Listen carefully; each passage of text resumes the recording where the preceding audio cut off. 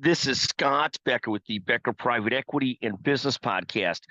We try and come to you regularly with short business episodes, short private equity episodes, interviews with brilliant private equity and business leaders, as well as we try and make sure you're entertained some and that you learn something. And we hope that this fits that bill. Sometimes we're successful, sometimes we're not. Today's discussion is 14 rules of thumb for the developing investor. This is a podcast that's based on a speech we're giving this week, and we hope that people enjoy this and find something useful in it. First, it is a rule of thumb as you're getting going. The first thing is to put away as much money as you can, as often as you can.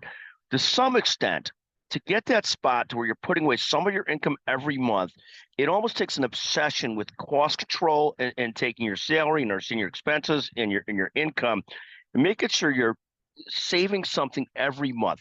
There's a great phrase called pay yourself first, which means you automatically try to allocate X amount of dollars each month to saving. A ton of studies show that people that do well over the long run got there not through fancy investing, not through special tricks, but often through constantly putting money away. So that's tip number one.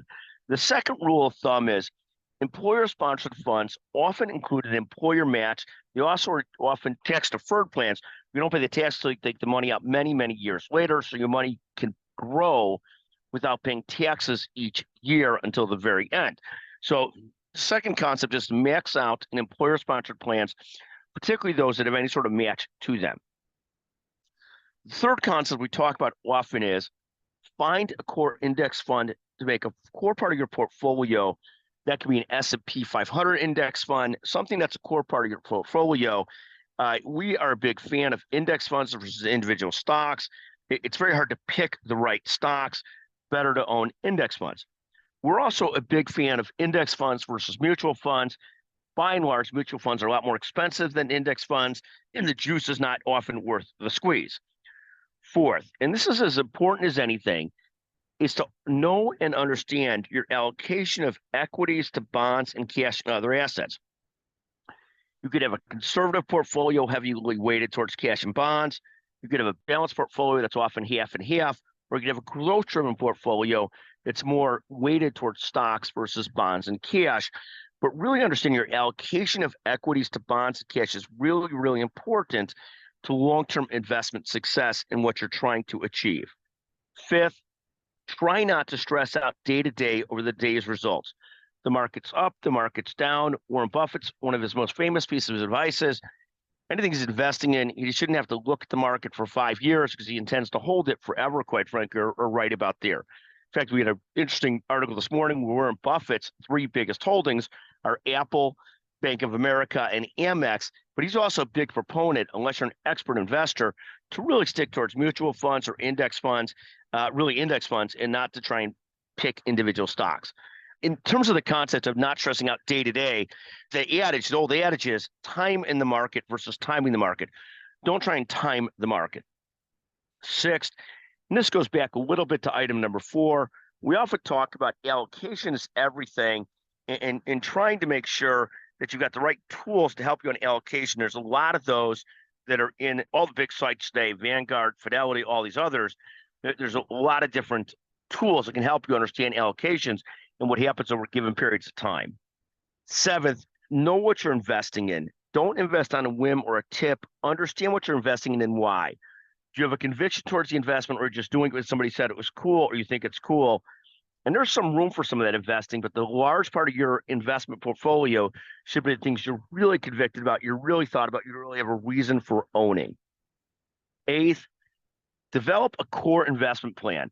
This includes what is your desired allocation and what are your core assets in those allocations. For me, the core allocation really revolves around bonds and stocks, weighted towards bonds. And then the two big holdings are for stocks, it's S&P index funds, and for treasuries, for bonds, it's treasury bonds, U.S. treasury bonds. I'm aiming for safety there. And that's not perfect, but it's understanding your own discipline, your own what works for you, your own core plan, your own allocation, what's in that allocation. Ninth, and this is very important, is to understand your own investment temperament. All of us want to think of ourselves as ice in the veins investors that can hold stocks through bad times and good times. most of us aren't really wired that way, and it forces us to panic sell when the market goes down and miss some of the upticks. And it's very, very hard to time the market. So time in the market, not timing the market. 10th, when you're assessing your allocation of investments, you need to understand your other business interest.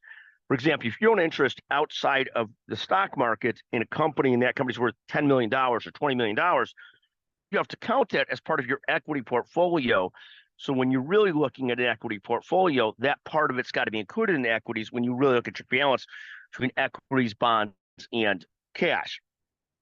11th, don't borrow to invest in stocks. Never, never, never, never do this. No matter how much your investment advisor wants to push you to do so, don't do it.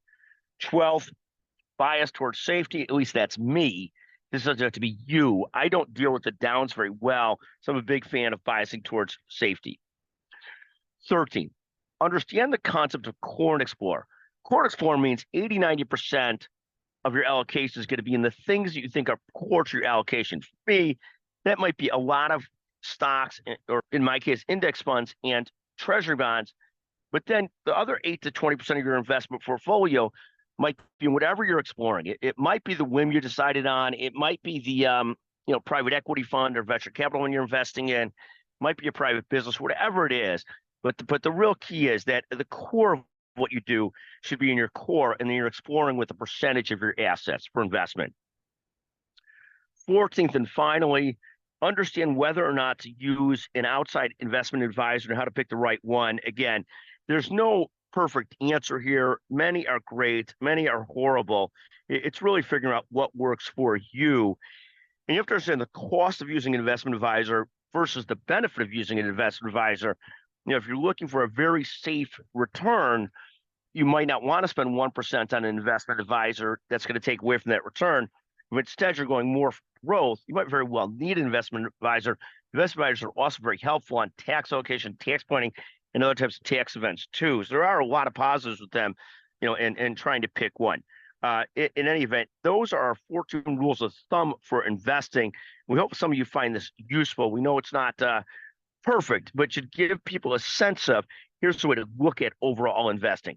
Thank you for listening to the Becker Private Equity and Business Podcast. Thank you very much.